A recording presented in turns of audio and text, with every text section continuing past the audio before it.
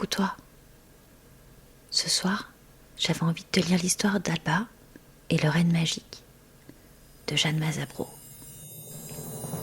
Bien au chaud, dans sa houppelande de bison, Alba marche en silence dans les pas de son père, le grand Thor, le chef de la tribu. Ils sont 8 à cheminer à flanc de montagne entre les arbres sans feuilles et les sapins couverts de poudre blanche et froide. Bientôt,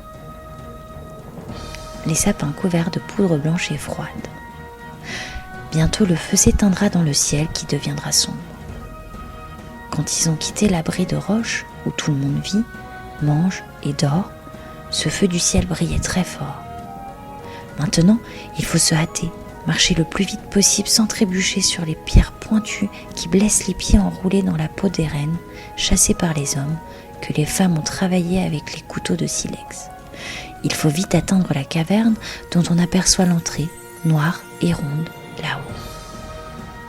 Alba n'a pas peur. Elle a confiance dans la force et la sagesse de Thor qui guide le groupe. Bor et Gur, les alliés de Thor, sont là aussi.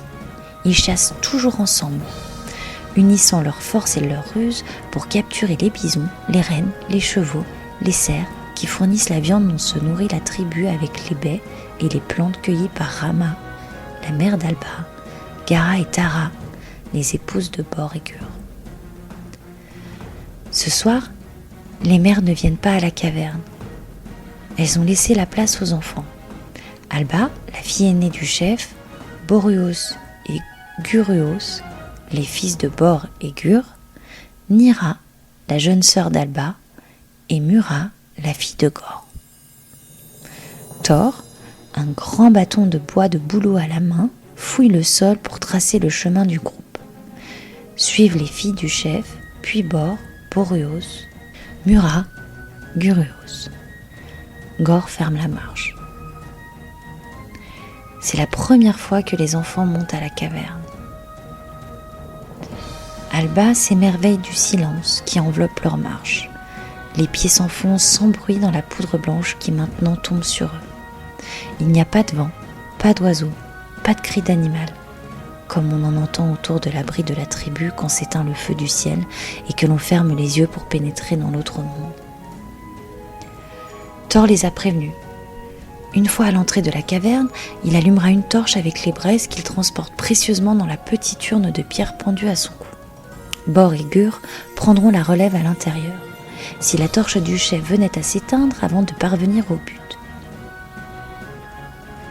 Alba n'a pas peur, mais elle aimerait quand même savoir quel est leur but.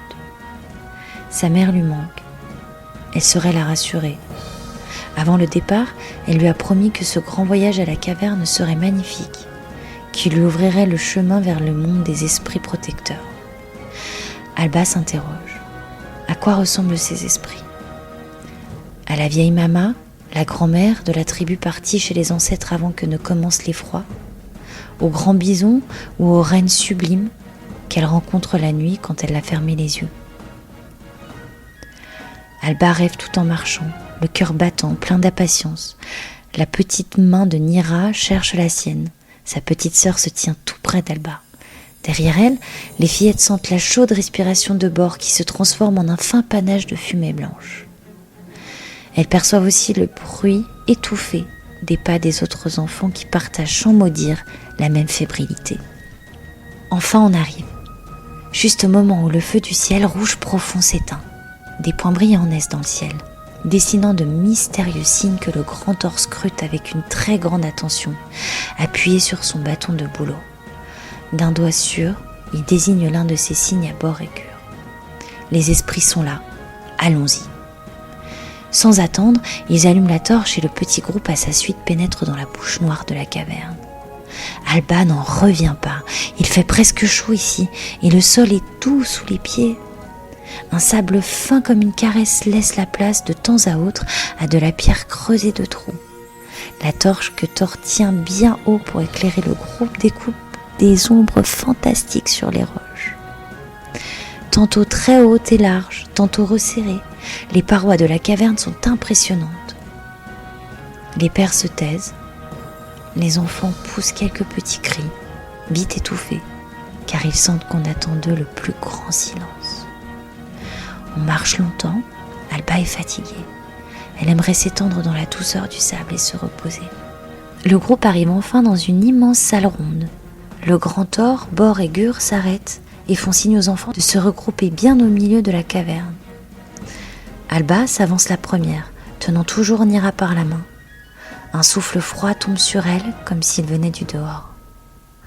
Et en effet, en levant les yeux, tout là-haut, on voit les points qui brillent dans le ciel. Thor ordonne d'allumer toutes les torches. Bor et Gur commencent alors à chanter pour appeler les esprits. Grand bison, reine sublime, cheval bondissant, venez, venez, nous avons besoin de vous, venez, venez. Les pères prennent doucement leurs enfants par la main. On frappe le sol en cadence. On fait une ronde qui tourne de plus en plus vite.